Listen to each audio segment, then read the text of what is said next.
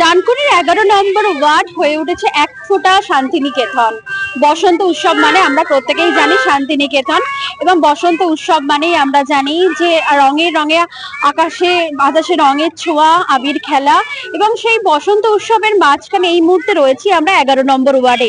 11 নম্বর word সকালবেলা যেমন রক্তদান শিবির, স্বাস্থ্য পরীক্ষা শিবির ছিল, এখন রয়েছে বসন্ত উৎসব সাংস্কৃতিক সন্ধ্যা চলছে। এই মুহূর্তে আমরা সঙ্গে পেয়েছি এই ওয়ার্ডে যিনি পৌরপিতা অর্থাৎ চিন্ময় নন্দীকে আমরা সঙ্গে পেয়েছি। ওনার সাথে সরাসরি আমরা কথা বলে নেব।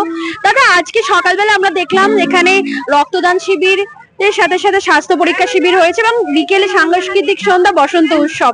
একেবারে আলাদা, এটা দুটো আলাদা অ্যাটাচমেন্টের মধ্যে আজ এই সারা বিকেল যেমন একটা সাংস্কৃতিক সন্ধ্যা চলেছে, সকালবেলা একটা অন্যরকম অনুষ্ঠানের মধ্যে দিয়ে। এটা এই অনুষ্ঠানের কারণ কি? দেখুন, আমাদের মাননীয় মুখ্যমন্ত্রী এই যে অতি গরমে এখন তার জন্য আমরা রক্তদানের আয়োজন করেছিলাম। তার পাশাপাশি আমরা এখন সামনেই আসছে আমাদের বসন্ত উৎসব। সেই উৎসবের আজকে আমরা প্রতিবারের নয়, এবছরও আমরা বসন্ত উৎসব পালন করছি। মানুষকে একসাথে নিয়ে রঙের ভালোবাসা দিয়ে একসঙ্গে ভরে উঠুক তার জীবনে, এই কামনা করি।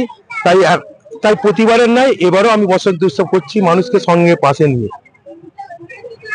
সকালবেলা যে কতজন রক্তদাতা রক্ত দিয়েছে?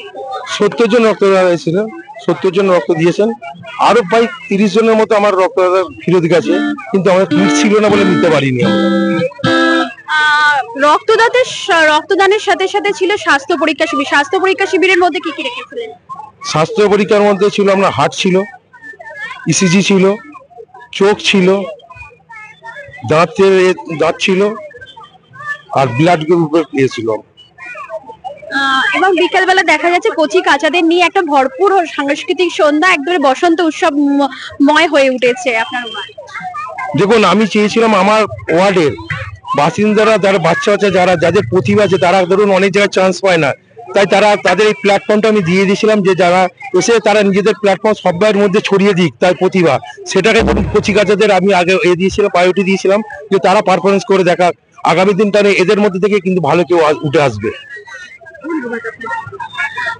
আমরা এখানকার যিনি পৌরপিতা রয়েছেন ওনার সাথে সরাসরি কথা বলে নিলাম। কালবেলা একটা অনুষ্ঠান ছিল রক্তদান শিবির, এবং যেহেতু চিন্ময়দার সহধর্মী, তার সাথে সাথে এই ওয়ার্ডের সভানেত্রী, এবং বসন্ত উৎসব এই প্রোগ্রাম নিয়ে কি বলবেন? প্রতি বছরই তো বলে এখানে বসন্ত উৎসবটা হয়, তো এবছর সবই ঠিক আছে, কিন্তু একটু সচেতনার মধ্যেই করতে হচ্ছে, যেহেতু এক্সাম চলছে, এইচএস এক্সাম চলছে, তো তার জন্য একটু রেস্ট্রিকশন মেনে সবকিছু করতে হচ্ছে। কিন্তু আনন্দ কি আর থেমে থাকে? সেটা অবিরাম চলছে আনন্দ। 13 এবং 14 দুদিনই এক রয়েছে, বসন্ত উৎসব এবং হোলি দুটো দিনই পালন হবে। এবং এই ডানকুনি মানুষের জন্য কি বার্তা থাকবে?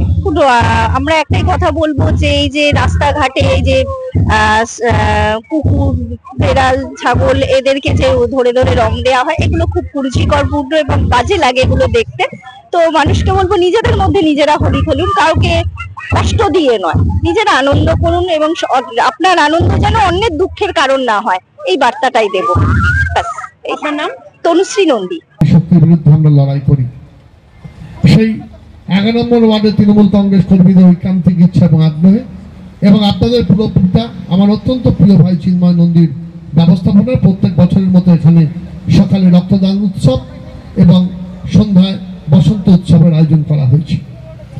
এবং এই সুন্দর একটা বলতে পারেন যে পরম্পরা, যে সকালে আমরা রক্তদানের মধ্যে দিয়ে, বা আমি রক্তদান বলি না, রক্তদান উৎসবের মধ্যে দিয়ে আমরা আমাদের পবিত্র কর্তব্য পালন করলাম। সেখানেও লাল রং, সেই রক্তের রং, যার কোনো ধর্ম নেই, বর্ণ নেই, সম্প্রদায় নেই, সেই রক্ত দান করার মধ্যে দিয়ে আমরা আমাদের সামাজিক কর্তব্য পালন করলাম, এবং আপনারা করলেন। এবং সবচেয়ে বড় কথা হচ্ছে যে যখনই গরম পড়েছে, আমরা যারা 24 ঘন্টা মানুষের সঙ্গে থাকি বা মানুষের সাথে সম্পৃক্ত হয়ে থাকি, যে এই সময় একটু রক্তের আকাল দেখা দেয়, এবং এই সময় রক্তের একটু প্রয়োজনও হয়, এবং এই সময় রক্তদান শিবিরটা একটু কমে যায়। মাধ্যমিক, উচ্চ মাধ্যমিক পরীক্ষার কারণে, আরো বিভিন্ন রকম কারণে, উৎসব, বিভিন্ন রকম যেসব রিলিজিয়াস রিচুয়ালস আছে সেগুলোর জন্য একটু কমে যায় রক্তদান শিবির। এই সময় রক্তের প্রয়োজন প্রচন্ড, এবং এই রক্ত আমরা যারা 24 ঘন্টা, এই যে চিন্ময় এখানে পাশে অফিসে বসে থাকে, আপনারা থাকেন, রাত্রি 8টার সময় একটা মানুষ আসে, রাত্রি 10টায় একটা মানুষ আসছে, সকালে আসছে, এক বোতল রক্ত লাগবে, 2 বোতল রক্ত লাগবে, আপনি কিন্তু তার ধর্ম জানেন না, বর্ণ জানেন না, সম্প্রদায় জানেন না, সে কি দল করে আপনার জানার দরকার নেই। তার কারণ আপনি জানেন আপনার নেত্রীর নাম মমতা বন্দ্যোপাধ্যায়, যিনি বলেন সকালবেলা উঠে তোমার বাড়ির সামনে কিংবা অফিসে তোমার কার্যালয়ে প্রথম যে মানুষটা তোমার সাহায্যের জন্য দাঁড়িয়ে থাকবে তুমি তার সাহায্যের হাত বাড়িয়ে দেবে। তুমি তার ধর্ম জানবে না, সম্প্রদায় জানবে না, সে কি দল করে তোমার জানার দরকার নেই। মানুষ বিপন্ন হয়েছে, আগে মানুষের দিকে সহানুভূতি এবং সহমর্মিতার হাত বাড়িয়ে দাও। আমরা সেই আদর্শে অনুরক্ত হয়ে আমাদের প্রিয় সেনাপতি অভিষেক বন্দ্যোপাধ্যায়ের নেতৃত্বে বাংলা জুড়ে আমরা একটা যে নিবিড় সংগঠনের মধ্যে দিয়ে এগিয়ে চলেছি এবং বাংলার উন্নয়ন, সর্বোপরি ডানকুনির উন্নয়ন আপনারা দেখতে পাচ্ছেন। সেই উন্নয়নের নিরবিচ্ছিন্ন প্রবাহের মধ্যে দিয়ে আমাদের হৃদয়ে লেখা আছে নাম মমতা বন্দ্যোপাধ্যায়। তাও এখনো এসে আমি যখন পৌঁছেছি এখনো দেখছি মানুষ রক্ত দেওয়ার জন্য দাঁড়িয়ে আছেন। অলরেডি 58 জন অলরেডি রক্ত দিয়ে দিয়েছেন। আসলে এতটা গরম পড়ে না এই সময়, দোলের আগে সাধারণত এতটা গরম পড়ে না অন্যান্য বছর, কিন্তু এই বছর গরমটা একটু বেশি পড়ে গেছে। কিন্তু তাও এই গরমকে উপেক্ষা করে যে 58 জন মানুষ তাদের রক্ত দিলেন, আমি তাদেরকে ধন্যবাদ জানাই, তাদেরকে ভালোবাসা জানাই, শুভেচ্ছা জানাই। ভগবানের কাছে প্রার্থনা করি তারা ভালো থাকুন, তারা সুস্থ থাকুন। আর এই ধরনের রক্তদান শিবির একমাত্র একটি রাজনৈতিক দল তৃণমূল কংগ্রেস, যারা শুধু নির্বাচনকে সামনে রেখে রাজনীতি করে না।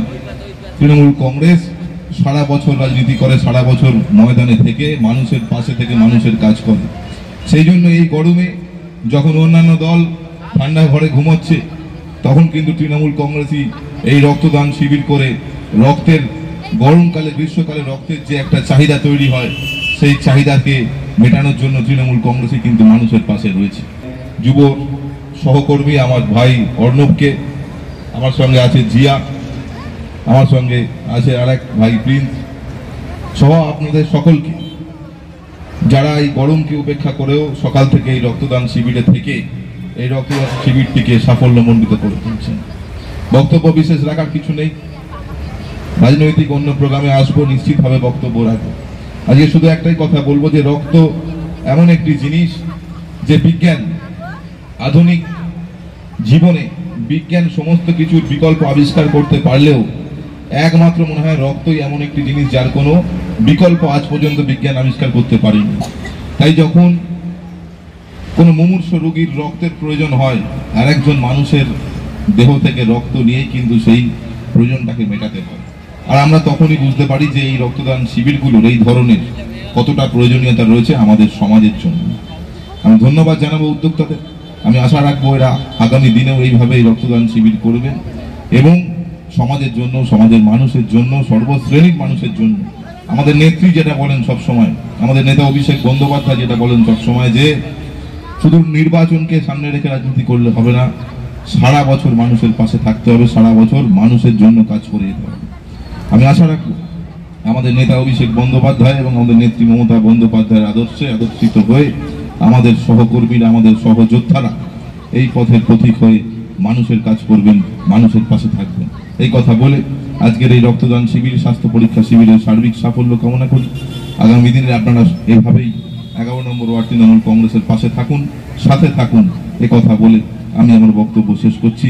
সকলে ভালো থাকবেন, সকলে সুস্থ। আজ সবার রঙে রং মেলাতে হবে, সবার রঙে রং মেশাতে হবে এবং সম্প্রীতির বন্ধনে এই বসন্ত উৎসব হোক সর্বাত্মক। এটাই আবহমানকালে ভারতবর্ষের বার্তা। একদিকে পবিত্র রমজান মাস চলছে, আর একদিকে বসন্ত জাগ্রত দাঁড়ি এবং তার সাথে সাথে একটা সামাজিক অত্যন্ত দায়িত্বপূর্ণ কর্মসূচি রক্তদান শিবির চলছে। সব কিছু মিলিয়ে বহুতার মধ্যে একতার ভারতবর্ষ, সেই বহুতার মধ্যে একতার ভারতবর্ষের কথাই বলে আমরা একে অপরের ধর্মের প্রতি শ্রদ্ধাশীল হব, একে অপরের ধর্মকে শ্রদ্ধা করব, একে অপরের উৎসবে আমরা সামিল হব এবং সবাই মিলে আমরা ভারতবর্ষে একসঙ্গে হাতে হাত মিলিয়ে কাঁধে কাঁধ মিলিয়ে থাকবো। তার থেকে যদি কেউ আমাদের বঞ্চিত করার চেষ্টা করে, ভারতবর্ষকে যদি কেউ সাম্প্রদায়িকতার বিষয়বাদী ভরিয়ে নেওয়ার চেষ্টা করে, ভারতবর্ষে জাতিতে জাতিতে যদি কেউ লড়াই লাগাবার চেষ্টা করে, তাহলে আমরা সকলে মিলে একসাথে লড়াই করব। দেখুন, একদিকে দোল উৎসব, আবার পরের দিন আমার অবাঙালি যারা আছেন তাদের হবে হোলি উৎসব। তাই দোল উৎসব, হোলি উৎসব সবই তো রঙের উৎসব। আমরা রাধাকৃষ্ণের আরাধনা করবো, ওরাও সেই কিন্তু ঠাকুরের আরাধনা করবে এবং সব কিছুর মধ্যে দিয়ে আবার কবিগুরু রবীন্দ্রনাথ ঠাকুরের সেই বসন্ত উৎসব মিলেমিশে একাকার হয়ে যায়। এই ভারতবর্ষে দেখবেন উৎসব ধর্ম সমস্ত কিছু মিলেমিশে কোথাও যেন একাকার হয়ে গেছে। আবার একদিকে পবিত্র রমজান মাস চলছে, গতকাল ইসালে সব শেষ হলো, লক্ষ লক্ষ আমার পুণ্যার্থী ভারতবর্ষের দ্বিতীয় পবিত্র তীর্থভূমি ফুটফুরা শরীফে এসেছিলেন তারা, আমরা সেখানে ছিলাম। এইটাই হচ্ছে ভারতবর্ষের আবহমানকালের বার্তা। এখান থেকে যদি কেউ ভারতবর্ষের বিচ্ছিন্ন করার চেষ্টা করে, আহত করার চেষ্টা করে, মমতা বন্দ্যোপাধ্যায়ের নেতৃত্বে আমাদের প্রিয় জননেত্রী, আমরা নিশ্চিতভাবে তার বিরুদ্ধে আমরা লড়াই করবো, আমরা থাকবো এবং প্রমাণ করে দেবো এই বাংলা সম্প্রীতির বাংলা, এই বাংলা উৎসবের বাংলা, এই বাংলা একে অপরের প্রতি শ্রদ্ধাশীল হওয়ার বাংলা, এই বাংলা এগিয়ে চলার বাংলা। Thank you.